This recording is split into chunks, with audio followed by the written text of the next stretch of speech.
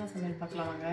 வழக்கம் போல் சுட சுட சோறு தான். சோறுக்கு இன்றைக்கி கத்திரிக்காய் தக்காளி போட்டு மசாலா மாதிரி அவ்வளோதான். ஒரு நேரத்துக்கு 2-3 பேர்த்துக்கு எவ்வளோ செய்யலாம் வச்சா வேஸ்ட்டாக அடுத்த நாளைக்கும் சேர்த்து இருக்க மாதிரி. சுகர் பேஷண்ட்டு, பிபி பேஷண்ட்டு இது மாதிரிலாம் இருக்காங்கன்னா நீங்கள் ரைஸோட அளவை குறைக்கிறதுக்கு என்ன பண்ணுறீங்கன்னா 2 பொரியல் பண்ணிடுங்க.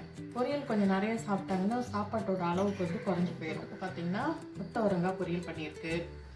கொத்தவரங்காய் சுகருக்கு ரொம்ப நல்லது. கேரட்டு பொரியல் கூடவே கேரட்டு ஓகேவா கொடுக்கலாம். ரொம்ப கரெக்டாக வச்சிட்ருக்காங்க, மெயின்டைன் பண்ணுறாங்கன்னா அவங்களுக்கு கேரட் கொடுக்கலாம். ரொம்ப அதிகமாக இருக்குது சுகர் அப்படின்னா அவங்களுக்கு கேரட் அவாய்ட் பண்ணுறது நல்லது. வெள்ளரிக்காய் சாலட் இது டெய்லியுமே எடுத்துக்கிட்டாங்கன்னா அவங்களுக்கு ரொம்பவே நல்லது. சுகர் பேஷண்ட்டுக்கு, பிபி பேஷண்ட்டுக்கும் அந்த மாதிரி. இந்த வீடியோ உங்களுக்கு பிடிச்சிருந்துச்சுன்னா லைக் பண்ணுங்கள், ஷேர் பண்ணுங்கள், கமெண்ட் பண்ணுங்கள். புதுசாக பார்க்குறீங்கன்னா சப்ஸ்கிரைப் பண்ணிக்கோங்க. தேங்க்ஸ் ஃபார் வாட்சிங். பாய்.